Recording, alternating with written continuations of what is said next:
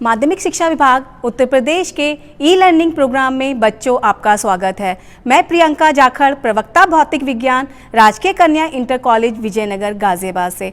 बच्चों आज कक्षा 12 विषय भौतिक विज्ञान के अध्याय 8 वैद्युत चुंबकीय तरंग भाग 2। बच्चों भाग 1 में हमने कुछ गृह कार्य आपको दिया था, उसके उत्तर इस प्रकार हैं। प्रश्न नंबर 1, संधारित्र के आवेशन में उत्पन्न विस्थापन धारा का व्यंजक लिखिए। क्या व्यंजक दिया था जो मैक्सवेल ने दिया था? ID बराबर epsilon nought d phi e over dt, ये व्यंजक था जो मैक्सवेल ने दिया था। इसी व्यंजक को क्या कहते हैं? विस्थापन धारा। प्रश्न नंबर 2, एक संधारित्र की आवेशन धारा 0.25 एम्पियर है, इसके प्लेटों के बीच विस्थापन धारा क्या होगी? संधारित्र की प्लेटों के बीच में उसने क्या पूछा है? विस्थापन धारा पूछी है। चालन धारा दी है, अगर हमें चालन धारा दी गई है तो हम विस्थापन धारा बता सकते हैं। क्या बताया गया था भाग 1 में कि जितनी चालन धारा होती है उतनी ही क्या होती है? विस्थापन धारा। और यहाँ चालन धारा क्या है? 0.25 एम्पियर, तो विस्थापन धारा क्या होगी? 0.25 एम्पियर। प्रश्न नंबर 3, वैद्युत चुंबकीय तरंग क्या है? क्या होती है वैद्युत चुंबकीय तरंग? मुक्त स्थान या निर्वात में विद्युत एवं चुंबकीय क्षेत्रों के स्वसंपोषित जो दोलन होते हैं उसे क्या बोलते हैं?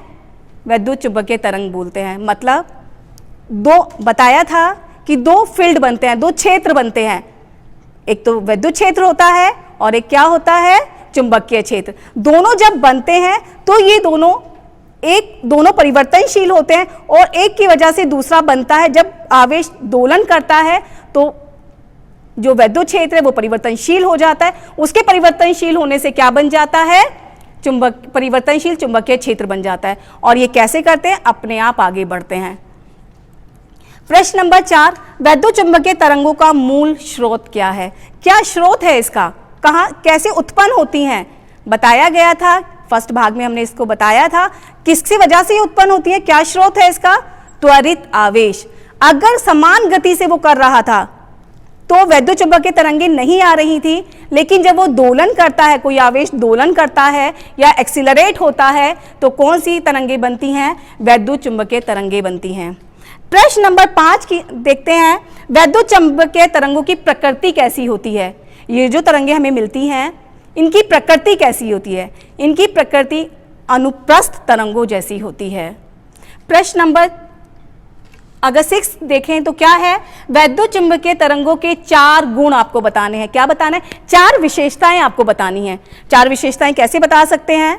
सबसे पहले उदासीन होती हैं, अनुप्रस्थ होती हैं, प्रकाश के वेग से गमन करती हैं, इनके अंदर ऊर्जा और संवेग होता है। क्या?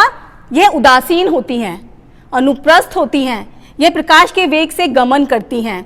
इसके पास क्या होता है? ऊर्जा और संवेग होता है। प्रश्न नंबर 6, मैक्सवेल की वैद्युत चुंबक समीकरणों को लिखिए। मैक्सवेल ने कितनी समीकरणें दी थी? 4 समीकरणें दी थी जो इस प्रकार हैं। वैद्युत संबंधी गॉस का नियम, चुंबक संबंधी गॉस का नियम, फैराडे नियम, एम्पियर मैक्सवेल नियम।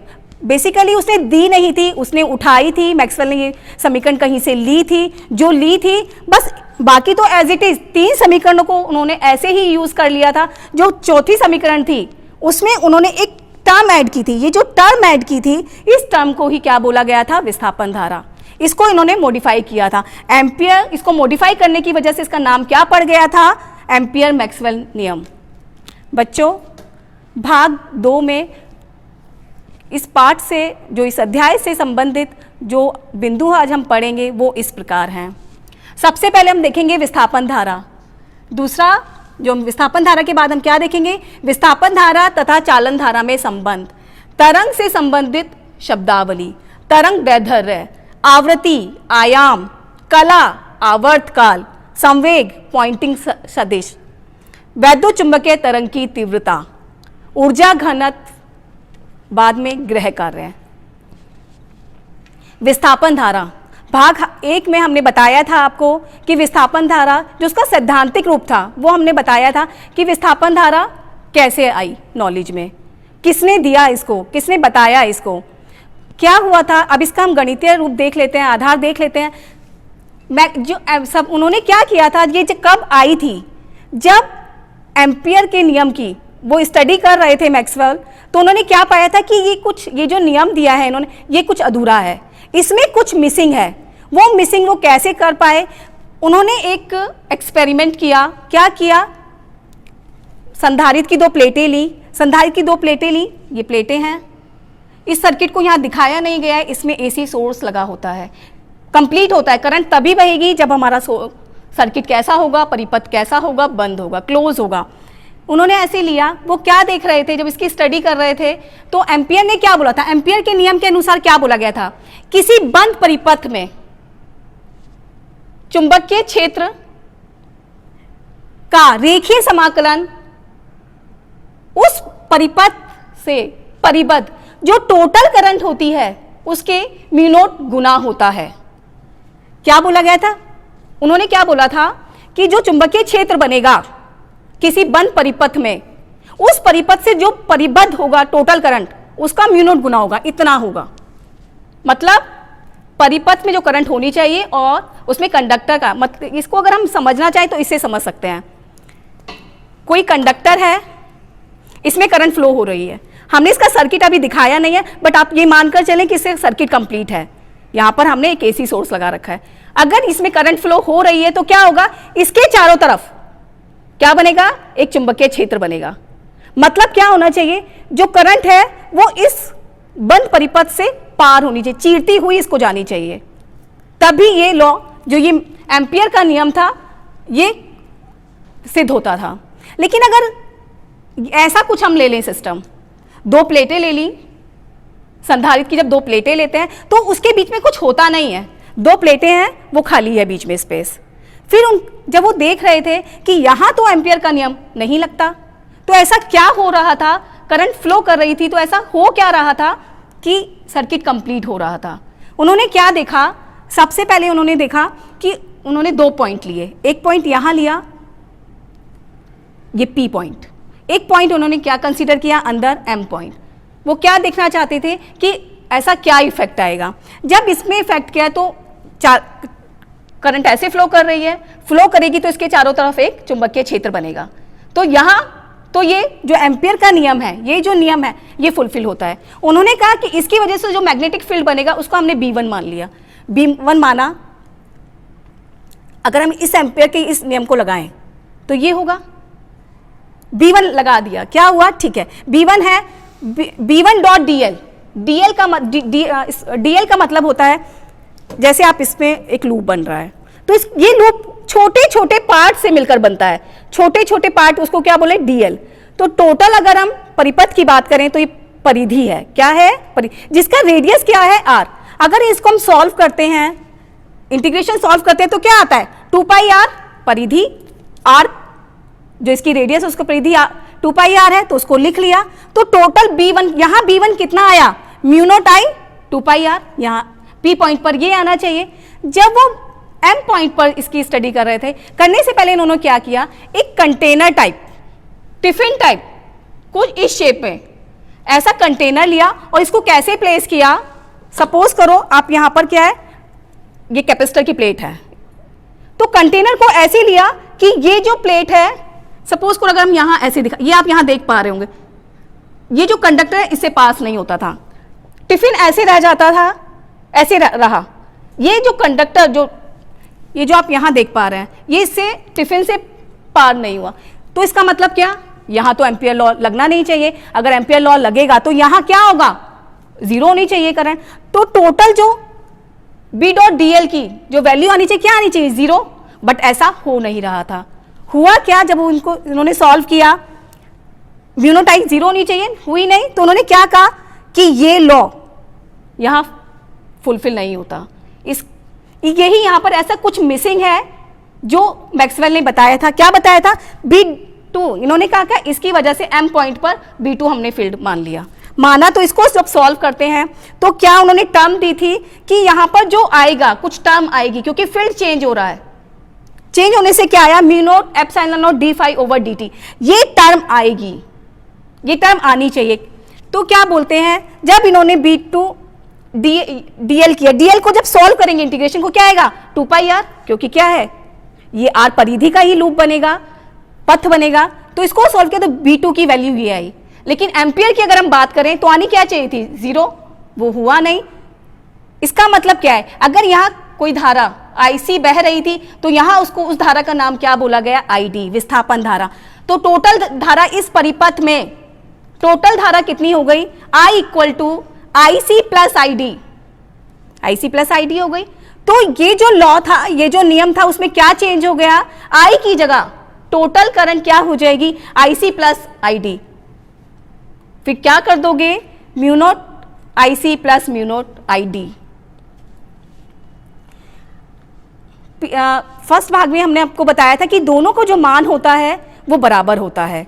उसको हम एक सैद्धांतिक था, एक थ्योरेटिकल था। अगर हम इसको देखना चाहें कैसे समान होता है तो हम कैसे देखेंगे, ये आपका कंडक्टर जो चालन धारा दिखाई गई है। अगर हम यहाँ विस्थापन धारा देखते हैं, ये विस्थापन धारा है, दो प्लेटें हैं, संधारित्र की दो प्लेटें हैं, इनका जो क्षेत्रफल है वो क्या है A, यहाँ बता दिया गया है A संधारित्र प्लेटों का क्षेत्रफल है। जो इस पर चार्ज आएगा, प्लेटों पर जो चार्ज आ रहा है वो कितना आ रहा है Q प्लेटों पर आवेश है।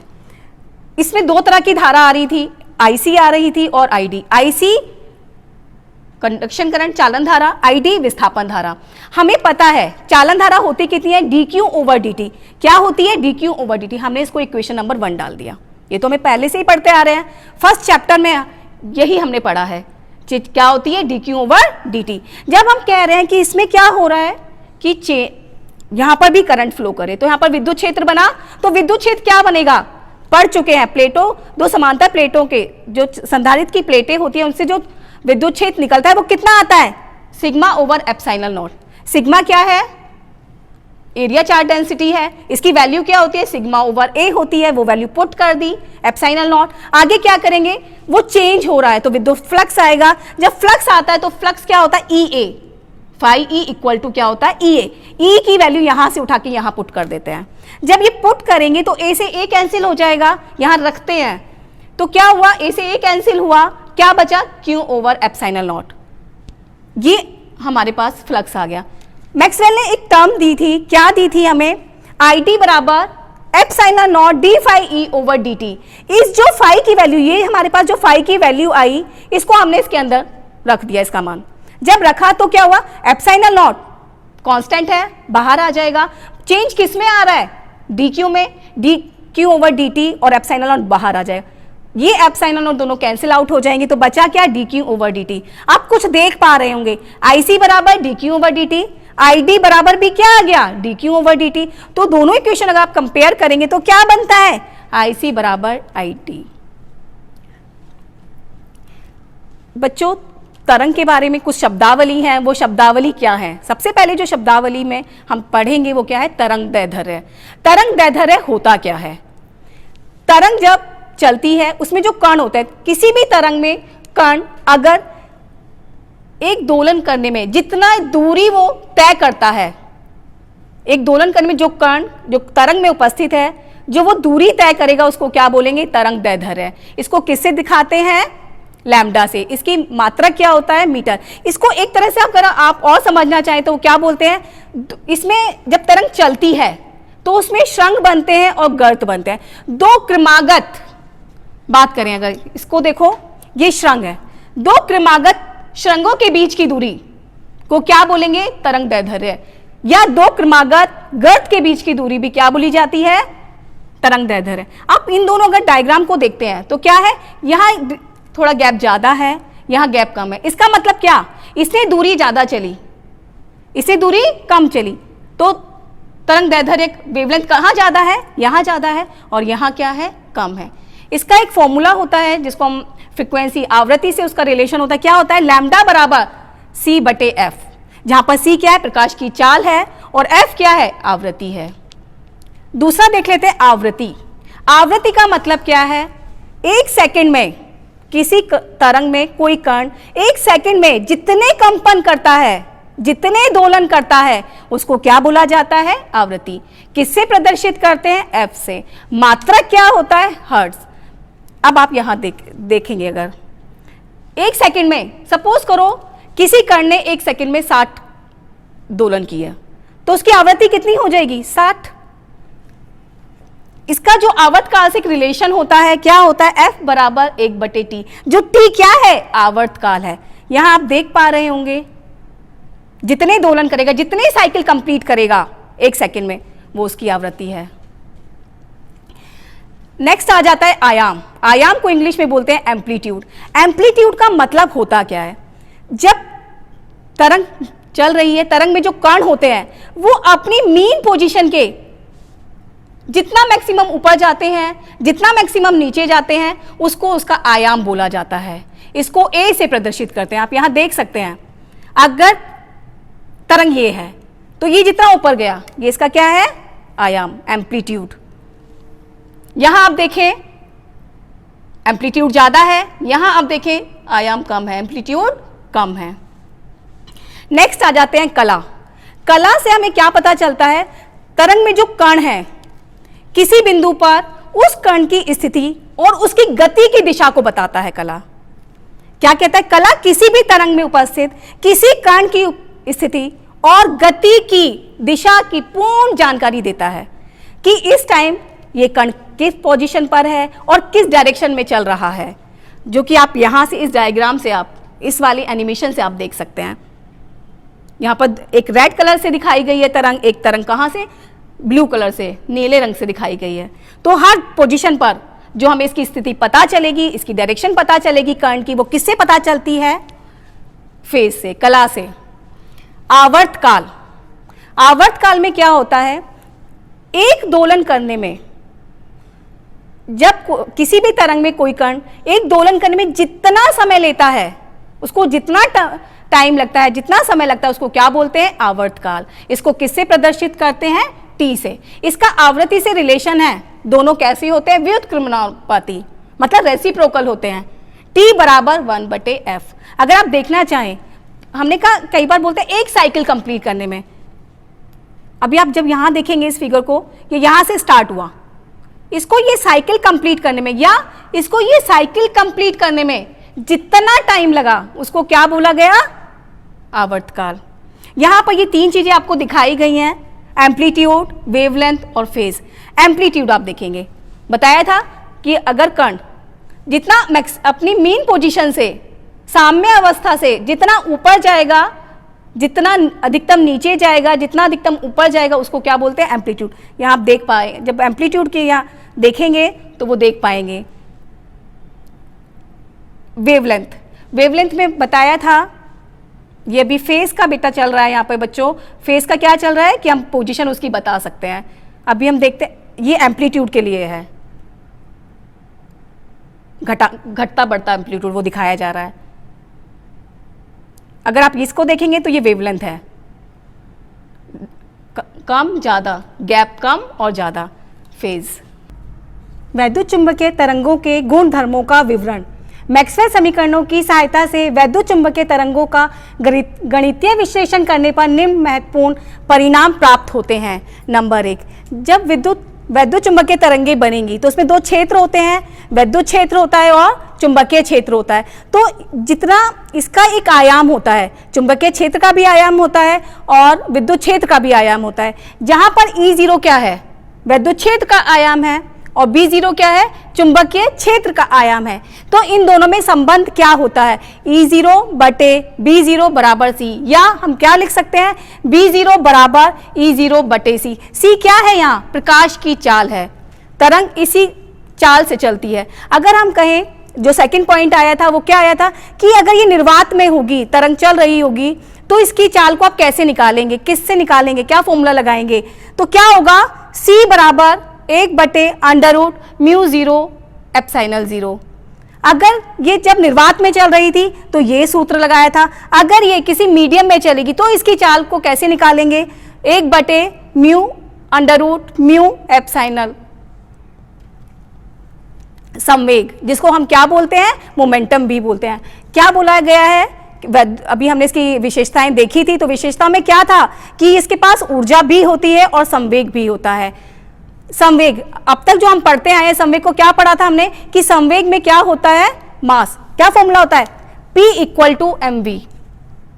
लेकिन अगर हम यहां क्या कहते हैं कि संवेग तो होगा, लेकिन इसका जो रेस्ट मास होता है वो जीरो होता है, क्योंकि ये गति करती हुई होती है, तो इसका रेस्ट मास जीरो होता है। ये चलती हुई तरंगे हैं, इनका रेस्ट मास जीरो। तो मैक्सवेल ने क्या कहा, जो बहुत इंपॉर्टेंट पॉइंट बताया था कि हम संवेग को इससे नहीं दिखाएंगे, हम संवेग का फॉर्मूला दूसरा यूज करेंगे। क्या यूज करेंगे, P बराबर mc, v को आप c लिख सकते हो, या P बराबर हम क्या करें, c से ऊपर नीचे मल्टीप्लाई करें, मल्टीप्लाई किया गुणा करें तो क्या होगा, यहाँ c स्क्वायर हो जाएगा और यहाँ c, ये क्या हो जाएगा mc स्क्वायर। इसको क्या बोल सकते हैं, एनर्जी। तो मोमेंटम को क्या पढ़ेंगे, ऊर्जा और चाल का अनुपात होगा। जब भी हम इसकी बात करें कि इसमें संवेग होता है तो संवेग कैसे बताएंगे कि ऊर्जा और चाल का अनुपात। पॉइंटिंग सदिश, पॉइंटिंग सदिश इसका नाम क्यों पड़ा, क्योंकि इसको जॉन हेनरी पॉइंटिंग ने इसको दिया था, इसकी वजह से इसका नाम क्या पड़ा, पॉइंटिंग सदिश। ये जो नाम आया है वो कहां से आया, क्या होता है जब वैद्युत चुंबकीय तरंग, इसको हम प्रदर्शित कहां से करते हैं, एस से प्रदर्शित करते हैं। वैद्युत चुंबकीय तरंगे हैं तो उसमें दो फील्ड होते हैं, दो क्षेत्र होते हैं, ई और बी। तो उसके लिए फॉर्मूला क्या होता है, 1/μ0 ई क्रॉस बी, इलेक्ट्रिक फील्ड और मैग्नेटिक फील्ड। इलेक्ट्रिक फील्ड, इसमें जो क्रॉस प्रोडक्ट, जो वेक्टर प्रोडक्ट है, तो वेक्टर प्रोडक्ट अगर आप यहां से देखें तो क्या होगा, ई क्रॉस बी। अगर आप इस डायग्राम में देखेंगे तो ई क्रॉस बी करते हैं, वेक्टर प्रोडक्ट से अगर ऐसे करते हैं, ये कर्ल बनता है, तो ये डायरेक्शन क्या, एस। ये क्या है, पॉइंटिंग सदिश। क्रॉस प्रोडक्ट है तो साइन थीटा आता है, एंगल कितना बन रहा है, 90 रखेंगे तो क्या हो जाएगा, एस बराबर 1/μ0 ई बी। अगर हम क्या करें, E electric field, B magnetic field, जब ये बन रहे होंगे, क्षेत्र बनेंगे तो इनके आयाम होंगे, तो उनकी वैल्यू क्या होती है। अगर इसको ई को हम आयाम की फॉर्म में लिखें तो क्या लिखेंगे, ई बराबर E0/√2, बी को क्या लिखेंगे, B0/√2। E0 की वैल्यू हम यहां पुट कर देंगे और B0 को हम कहां से ले आएंगे, जो हमने पहले फर्स्ट में एक रिलेशन पढ़ा था, B0 बराबर पढ़ा था B0 बराबर हमने क्या पढ़ा था, E0/c। तो उसको भी अगर हम यहां रखते हैं तो क्या रखते हैं, B0 की जगह क्या रखा, E0/c रख दिया। अब क्या करें, c से ऊपर नीचे मल्टीप्लाई करते हैं, जब मल्टीप्लाई करेंगे तो क्या, ये पहले ई स्क्वायर हो जाएगा, इसके बाद यहां मल्टीप्लाई किया गया, c से ऊपर नीचे मल्टीप्लाई किया तो क्या हुआ, ये c और यहां पर क्या हो गया, c स्क्वायर। इसको अगर हम चेंज करेंगे, c स्क्वायर की वैल्यू क्या होती है, 1/μ0 एप्सिलॉन नॉट। अगर आप इसकी वैल्यू पुट करोगे तो जो कटेगा, कटने के बाद जो फॉर्म बचेगी, जो टोटल बचेगा वो क्या बचेगा, s बराबर c E0 की पावर 2 घात 2 एप्सिलॉन नॉट बटे 2। ये क्या होगा, पॉइंटिंग सदिश।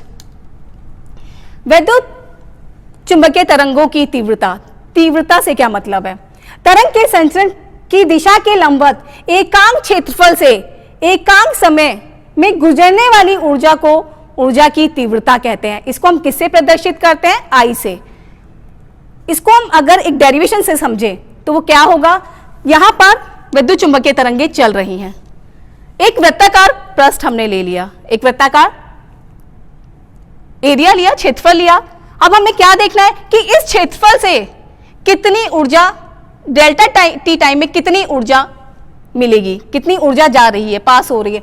क्या, यदि सी तरंग, ये जो तरंगे हैं किससे चल रही है, सी चाल से चल रही है, कितना टाइम, डेल्टा टी टाइम में, तो कितना, इसने जो दूरी तय की डेल्टा टी, छोटे से टाइम में कितनी दूरी तय करेगा, c delta t, velocity into time, ये दूरी तय करेगा। अगर हम कहें कि डेल्टा टी समय में एक परिच्छेद क्षेत्रफल में के बेलन में एकत्रित कितनी ऊर्जा उसमें एकत्रित हुई, जो बेलन बना इसमें कितनी ऊर्जा, डेल्टा टी टाइम में कितनी ऊर्जा एकत्रित हुई, तो क्या फॉर्मूला है, U बराबर माध्य ऊर्जा घनत्व इंटू बेलन का आयतन।